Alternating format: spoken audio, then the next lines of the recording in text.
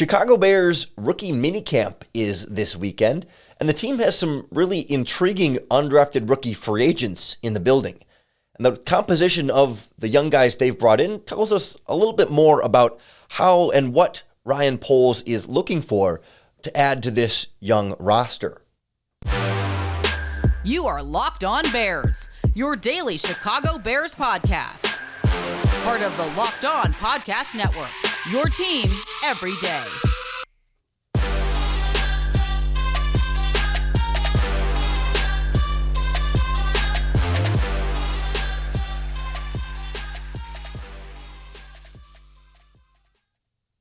This is Locked On Bears, and I'm your host, Lorin Cox.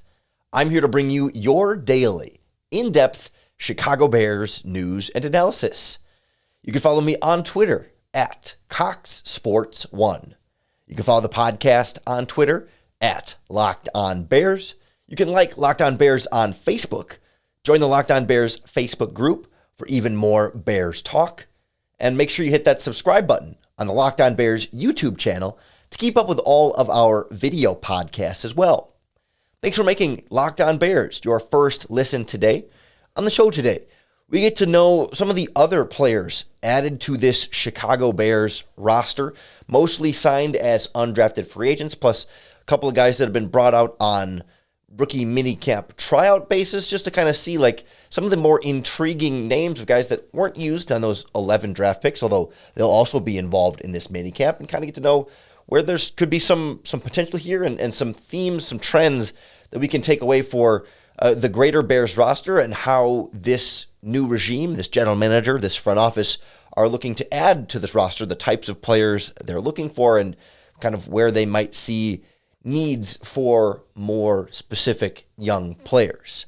Of course, these are undrafted rookie free agents for a reason. They did not get drafted. So we can sort of, on the front end here, understand and acknowledge that, these are not likely to be game-changing difference makers per se. But every year we see across the league undrafted free agents make the 53-man rosters, maybe even have some sort of on-field impact. It's not like we're going to see them win Rookie of the Year, but you can always find gems that slip through the cracks for all 32 teams, not drafting them across the 7 rounds.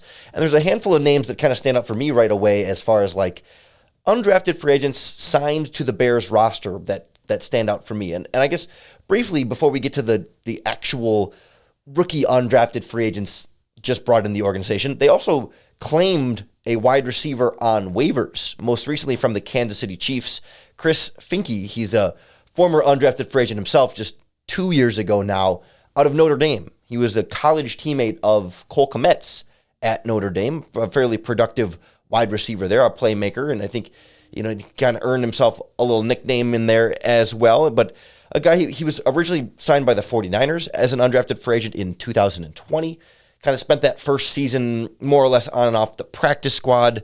That offseason, I think he signed with the Chiefs last year, 2021. He got hurt in the preseason training camp type area, was waived on an injury settlement then during that season. I think they signed him to like a reserves future deal to kind of try and bring him back this year, but ended up cutting him like earlier this spring, or I guess cutting him just now, like after the draft, I suppose. And then the Bears claimed him on waivers. So you have the obvious Ryan Poles connection of like, well, he was in the Chiefs front office when they wanted him around in Kansas City as a potential developmental option as a former undrafted free agent at wide receiver. But he's 5'9", 178 pounds. So we're looking at at best slot wide receiver with some playmaking ability after the catch, but that's also kind of, Velus Jones, who they drafted in the 3rd round, is more than just a slot receiver, but more of that after the catch playmaker with the ball in his hands type guy. So there was like initially some excitement about the Bears signing him, I think in some part because Bears fans tend to also be Notre Dame fans. Notre Dame fans tend to remember him from their time at Notre Dame, but I wanted to sort of include him here as Bears news that's not directly like undrafted free agent rookie minicamp type stuff, but another wide receiver that they brought in. We'll get into some more of these wide receivers in a little bit here because the Bears brought in a bunch of them for rookie minicamp and signing them directly as undrafted free agents. But some of the other UDFAs they signed to keep an eye on here. How about running back Master Teague from Ohio State? When you hear Ohio State, immediately you can associate, Justin Fields' teammate in the backfield there. And Master Teague was always the backup, at Ohio State. Like across, like 2019, 2020, 2021, they had different starting running backs. You think like J.K. Dobbins and kind of transitioning from there. Teague was never able to truly crack the top running back spot and hold that down. They always seem to have better running back options there, but he is kind of a big, thick, strong, downhill running back. He's 5'11", like 220 pounds, some real power behind his runs, but has some of that straight line speed too. He ran a 4.44 40 at the Ohio State Pro Day, so he can get that head of steam like a locomotion, like a locomotive, and train kind of coming downhill where he can kind of run through you, but he's not going to be the, shifty in space type running back. But when you have that kind of like strength and speed combination, there's some real intrigue there as an undrafted free agent. Obviously, at that running back spot, he would need to be like special teams blocker and tackler and kind of work his way up from there, where there's still going to be some work in progress opportunities for him there. The Bears also brought in another Ohio State player as a tryout, Demario McCall. Really interesting player because he started out as Ohio State as an H-back, a slot receiver, tried him at running back, never really kind of found a spot there. They moved him to cornerback as a senior, where he started a couple games but didn't play a ton. So he's just like this raw, positionless athlete, but enough that whether it's Fields' recommendations or just the Bears liking his traits, to bring him in and give him a shot and figure out if he's got a position in the NFL. Probably at this point his position is special teamer and see what he can do, but surprised they give a player as sort of inexperienced and unestablished as him this much of a chance would tell me they see something to really like there. And then the other name I'll throw in here, I'm a little bit biased towards, is Wisconsin linebacker Jack Sanborn. I'm a Wisconsin alum. I've covered the Wisconsin Badgers football team for many years. I've interviewed Jack Sanborn multiple times. Really good human being. Jack Sanborn is a good football player. He's not a great athlete, but he's just like a solid football player. He understands the game. He is tough. He's physical. He's really good against the run, pretty good tackler, really good blitzer too. They would even like line him up as like an edge rusher sometimes in their 3-4 defense as they sort of like mix up the packages a little bit. He could kind of be moving around. So he's not going to be a high ceiling type player, but a guy who could have a 10-year career as like that career backup who's a really good special teams player and can maybe come in on run downs, but probably never going to be that every down starting linebacker because he's just not that special of an athlete there. But the motor and all the intangibles and everything you would otherwise want from a linebacker, I think he's a guy that has a real chance to just like stick around and be hard to get rid of at the linebacker position. Jack Sanborn is really easy to root for and a player that I think is very endearing when you do see him play on the field. So I think that's a really good undrafted free agent signing I'm looking forward to seeing. I'm also looking forward to seeing the 6 wide receivers they brought in as undrafted free agent, plus other guys potentially coming in on a minicamp tryout basis. We'll kind of go through all the different bodies they're throwing at that position that clearly remains a need for the Chicago Bears next on Locked On Bears. Well, we're really pushing it on Mother's Day now, but if you're still in the need for that like perfect timeless gift for mom this year, our friends at BlueNile.com are going to have all of the fine jewelry you could possibly need to find that piece that's really going to stick with her for the long run. They really have a great variety of those different types of pieces that can fit every mom really, I think, at any price point, whether it's quality classic diamond earrings, elegant tennis bracelets, or gemstone pendant necklaces. Whether she prefers a statement piece or everyday subtle elegance, BlueNile.com has the options for you. They have 24/7 customer support to help you pick out the piece that's going to be perfect for you. Free 30-day returns, a price guarantee to match a competitor's price. If you find something matching their diamond, in most cases they can meet or beat that price. So this Mother's Day, find the piece for mom that she'll treasure forever with fine jewelry from BlueNile.com. Locked On Bears listeners are going to get $50 off your purchase of $500 or more. It's a podcast exclusive that's only good through this weekend, through Mother's Day. So use our promo code LOCKED ON. That's promo code LOCKEDON, locked on. Plus, every order is insured, ships for free, and arrives in discreet packaging that won't give away what's inside. No matter the mom in your life, shop stress-free and find your forever peace. Go to BlueNile.com today. Well, we're past draft season now, but that doesn't mean the football betting has to stop. And our friends at BetOnline.net are going to be the number one source for all of your betting stats and sports information and needs. You can bet on futures for this upcoming season. Bears win total over under 7. Bears odds to make the playoffs is favored heavily against missing the playoffs. Plus, you've got early odds for Coach of the Year, MVP, Offensive Defensive Player of the Year, Rookie of the Year, and so much more. Plus, it's not just limited to football. All the latest sports developments, regardless of league. You got the basketball playoffs, the hockey playoffs, Major League Baseball well underway now, soccer, tennis, boxing, live betting, even esports and your favorite Vegas casino games online. BetOnline.net is going to be your continued source for all of the sports wagering information you need. Head on over to the website today or use your mobile device to learn more about the trends and actions you need to know. BetOnline, where the game starts. When you look at the list of players the Bears have brought in for undrafted free agency here, for me it starts with a real glut of wide receivers. That seemed to be a position they wanted to bring a lot of different guys in, specifically on actual undrafted free agent contracts, not just guys on a tryout that they're not in any way committed to. They're just sort of kicking the tires on, but like there are 6 guys that are like here, like part of this team signed to make it through to training camp already and are not just trying out to necessarily prove themselves right away.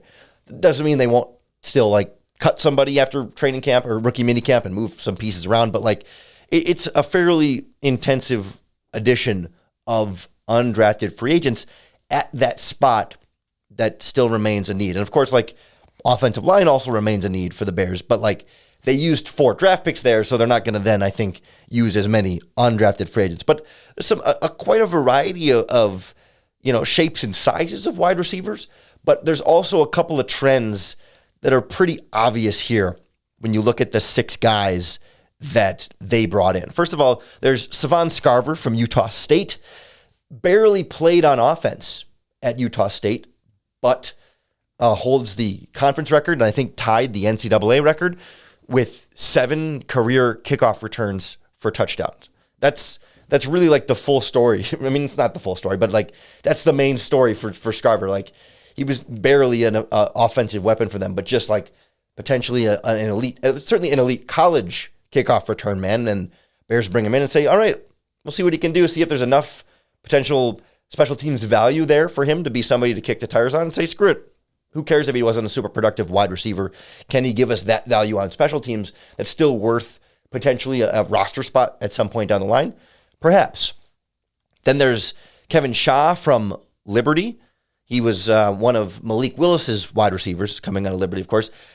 We're looking at one of these more like smaller slot wide receivers, right? 5'9" and 3/4, 166 pounds, I think is what he weighed in on his pro day. So very light and pretty darn short, but ran a 4.3 840, right? He's got the speed. At his pro day, he had pretty impressive jumping numbers too. We're talking about short, fast slot athlete, Kevin Shaw.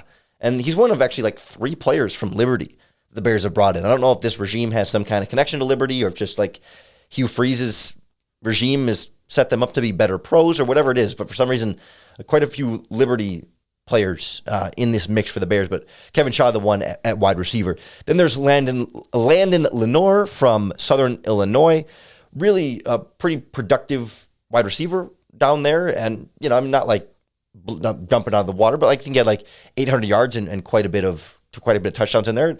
5'11", 186. Okay, not the biggest receiver, but then also only ran a 4.76. And you kind of wonder, okay, like what makes him special, or what's the difference-making ability there? What stands out to bring him in? I mean, some pretty good college production, but like it doesn't compare to some of the other college production of guys they've brought in. So they must just like, some of his natural ability, some of his savvy, his smarts, his just ability to make plays even when he's not the biggest or the fastest, because a lot of times then you kind of have to rely on your technique. But against a lower level of competition, I was a little surprised he was a guy they signed as an undrafted free agent and not just brought in on a potential rookie minicamp invite to show you what he could be capable of. Because you compare him to one of the other undrafted free agent receivers, Henry Litwin from Slippery Rock, another one of these Division II schools. But this past season, he broke 1,000 yards and had 13 touchdowns. So it's like, okay, he was dominant at Slippery Rock. It's not a big time level of competition, but like he's 5'11", 190, similar size as Landon Lenore, but ran a 4.5 speed and just like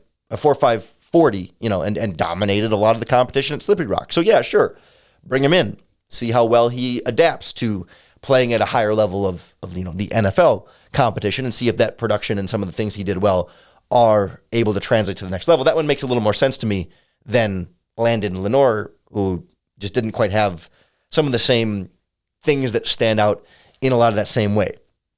You want to talk production, the big fish there then from, again, the D2 level, so keep the expectations reasonable, is Luke Little from a school that's just called Mary.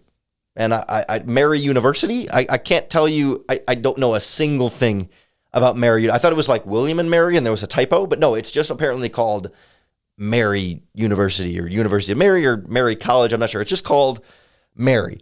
But what's impressive about Luke Little, this past season, he's 6'3", 225. So big, strong, long wide receiver who ran a 4.55. So he moves pretty darn well for a big receiver, big long arms, big frame. But last year, not only did he have 1,282 yards, which is a heck of a lot of yards in college football when you're not even playing, you're playing 12 games or whatever. He caught 20 touchdowns.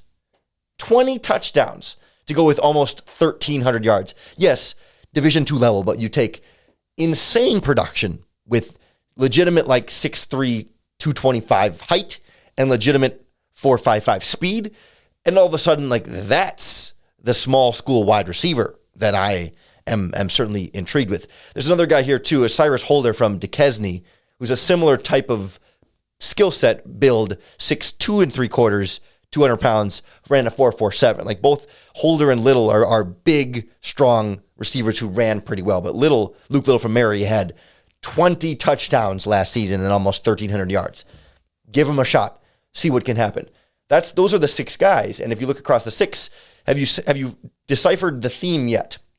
Here's the colleges I said: Utah State, Liberty, Southern Illinois, Slippery Rock, Duquesne, and Mary. All very small schools. Utah State is Mountain West.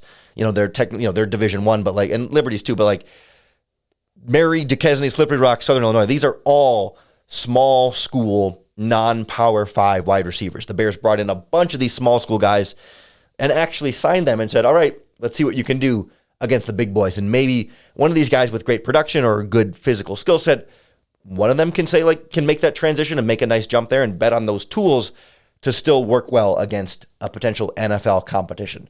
I'm excited to see what they can do. I'm not expecting any of them to, necessarily even make the 53-man roster, but take 6 swings at some potential there and see what sticks at a position where you definitely have some room to see what sticks. I mean, there is an opportunity for any of them to be potentially the number 6 or number 5 wide receiver on this depth chart, because after Mooney and Velus Jones and I guess probably Byron Pringle, no one else is truly locked in. Equanimous St. Brown is probably pretty firmly your number 4.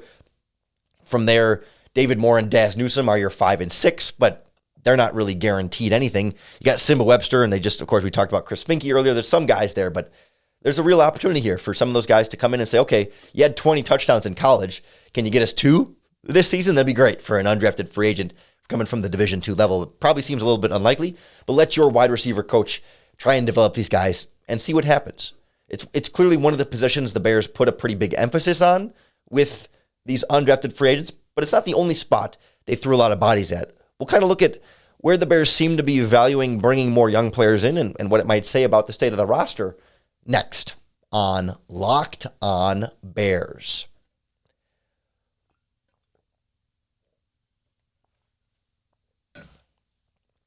The Locked On Bears podcast is powered by our friends at Built Bar, the makers of the world's best tasting protein bars, because they don't taste like regular candy bars. Or they don't taste like regular protein bars. Built bars taste like candy bars. I've been doing that a lot more lately, mixing those two words up in there. No, Built bars are delicious. I mean, they really do taste incredible. There's not another protein bar product that tastes anything like it. They're soft. They're easy to chew. They're covered in 100% real chocolate. But most importantly, they have low sugar, low calories, high fiber, and high protein. It's the perfect combination. It's everything I've been looking for in a protein bar. And it's hard for me to eat just one a day because I want one all the time. I want one with every meal. I want it to be my dessert. I want it to be my midday snack. But I would go through the boxes way too quickly if I did. So I have good restraint, but I can't get enough of Built bars. They come in a bunch of delicious flavors. You'll find something you like. I guarantee it. Head on over to Built.com. Enter in our promo code, LOCKED15, and you're going to get 15% off your next order. That's promo code LOCKED15 for 15% off at Built.com. As the Bears are filling out some of the bottom of their roster with more undrafted free agents, which we should note, they went into the draft with a lot of open roster spots, so they had more room to add more undrafted free agents than they might in a typical year, and then comparatively also to how many other teams might add. But I was particularly interested in where they opted to add free agents and where they didn't. We talked about it there with the wide receivers. 6 undrafted guys plus drafting Velus Jones Jr. kind of tells you that they're in full-on, like, give us young players, develop, and see what rises to the top mode at that position, right? They kind of knew once the draft sort of started playing out, they weren't going to get a number one type guy. They were never financially able to do so in free agency. And it was more about, let's get a bunch of guys in there and see what happens. And there's nothing guaranteed to Daz Newsome or David Moore or any of those bottom of the roster wide receivers right now. So get six more rookies beyond your draft pick in there and say, okay, let's see who can make some noise and rise to the top a little bit more there. Whereas, like, comparatively, offensive line, a big need. They drafted 4 of them, so they only brought in 2 other undrafted free agents, immediately into the mix here. And when the full minicamp roster comes out, there will likely be a couple more guys here and there, but like a couple of the college offensive tackles to go with some of the guys they drafted are mostly going to move inside the guard. Braxton Jones, the 5th round pick, will play tackle, but then they drafted 2 other guys who were college tackles in Ja'Tyre Carter and Zachary Thomas, who will most likely play guard. And then Doug Kramer, the center from Illinois, will be a center. So they signed 2 undrafted free agent tackles. I particularly like or am intrigued by Tristan Taylor, the offensive tackle from Eastern Washington. He's like 6'6", 320, big, really long arms, strong tackle. Started this season and has been a left tackle for them for a while, and then they had some injuries, so he moved over to right tackle, and then actually started a couple games at center this season. Kind of just wherever they needed him, he moved in and played at a pretty high level. He played 56 games in his career at Eastern Washington. School record, very experienced, fairly consistent at that level, although it being a smaller school level, but just did it all. And big, long, strong, sure. I'll take the traits, I'll take the experience, I'll take the versatility. By all means, sign me up for that as an undrafted free agent. So only 2 offensive linemen to go with the 4 rookies they drafted. Clearly, I think at this point, it's kind of obvious, but with 4 rookies, any offensive line addition they're going to make at this point is going to be a veteran, right? A proven veteran, preferably a right guard starter, still needs to be brought in at some point. We'll break down some of the best options for the Bears still in free agency next week on the podcast, so tune back in for that at some point. But only a couple offensive linemen to go with the 4 draft picks. 7 linebackers, though, between minicamp invites and guys they actually signed. And remember now we're in this 4-3 instead of the 3-4, so these are all, the Roquan Smith, Nick Morrow off-ball linebackers. Clearly trying to get some more younger developmental players in the works there behind the 2 starters that we know for sure. They brought back Caleb Johnson from last year. They signed Joe Thomas as kind of a veteran backup special teamer in there, but otherwise bring Jack Sanborn and all those guys in there and say, okay, who wants to be the best backup? Who's going to be the best special teams players that, we kind of have the couple of main starters in place there. The 3rd starter is not really a real starter anyway, so get some more younger guys in there as developmental guys on the back end and see what else you can add in, because they're not really in the market right now for that true veteran established type player. Just get more guys and develop them.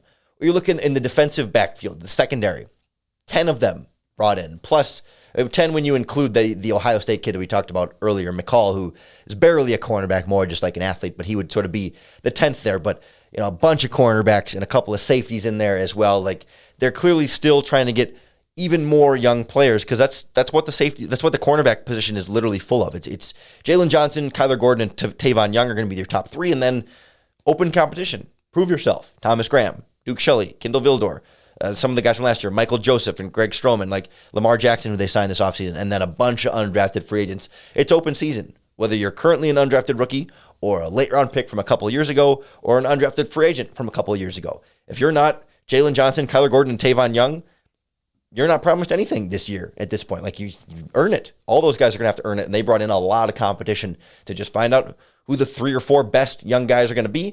Those are the ones that are going to stick around for now, and the others are going to go on the practice squad or whatever. And same kind of thing at safety, right? Deion Bush is gone. So, after Jaquan Brisker and Eddie Jackson, it's Houston Carson, it's Crookshank, and everybody else. Show us what you can do on special teams, show us your versatility, and all that good stuff. They brought in 5 defensive linemen, which wasn't as many as I thought there would be. There was only like one. There was a nose tackle, Micah Treadway from Minnesota, that they actually signed, but otherwise it's just kind of mini camp tryout guys, and that would indicate to me that they like some of the other young guys currently on the defensive line. Charles Snowden and Sam Kamara, Ladarius Mack from the previous regime, Laquel London on the interior, of course, Kyrus Tonga as the 7th round pick. They seem to, given that they didn't try to bring in a bunch of other young guys to maybe push some of those other current young guys out, that would indicate to me that they like some of the young guys that they already have on the roster. And then good to see 3 tight ends in the mix as well. They signed a couple of veterans this season, and James O'Shaughnessy and Ryan Griffin. Of course, they brought back Jesper Horsted, but otherwise, they didn't really have, the Bears in previous years had a lot of different guys kind of rotating in at the end of that tight end depth chart, but bringing some new guys, none of them were super productive in college. A couple more like big time blockers, one or two that has like some receiving traits that you might like, but we're talking about guys that they caught for 25 catches and 250 yards the last season in college. One of them was David Montgomery's team at Iowa State, so maybe there's a connection there to pull from, but some young blood at that tight end spot is always good when you sign a couple of true, like, older 30-plus-year-old veterans as the backups behind Cole Kmet. And largely speaking, Jesper Horsted will probably be still the most intriguing option of the group, but might as well add a little bit more there. So I think there's a nice mix across this roster. There's even a tryout quarterback, because you got to have somebody thrown at these rookie mini camps. Some tryout guys that, of course, like every position, a kicker and a long snapper as well, but a bunch of small school receivers like we talked about, a running back, linebacker, athlete, offensive lineman to kind of like here, new wide receivers brought in. So we'll kind of see what comes of this. Eventually, like, somebody has to be the training camp darling and hero this season that, like, stands out at training camp in the preseason that the fans fall in love with. And then, of course, like, he will inevitably be cut before the 53-man roster, and everyone will freak out and say, oh, how could the team not keep this guy? They're going to lose him, and then he still ends up on the practice squad, and predictably, whatever happens from there, probably not a lot. But whatever happens with these undrafted free agents, you can be sure we'll break it all down for you right here on the Locked On Bears podcast. So make sure you hit that subscribe button to keep up with all of our daily, in-depth Chicago Bears news and analysis. Thanks for making Locked On Bears your first listen today. I hope you'll keep coming back for more. Next week, we're going to talk to our friends from Locked On Baylor, our friends from about Treston Ebner, the running back. We've got a friend coming on from Locked On Tennessee, Locked On Volunteers, to talk about Velus Jones, plus some other NFL draft analysts in the work, getting everything scheduled here for next week to get some other perspectives on this Bears draft. So I hope you'll keep tuning in. I hope you'll keep learning a little something and getting to know these players a little bit more. And I hope, as a result, the Locked On Bears podcast makes it just a little bit easier for you to bear down.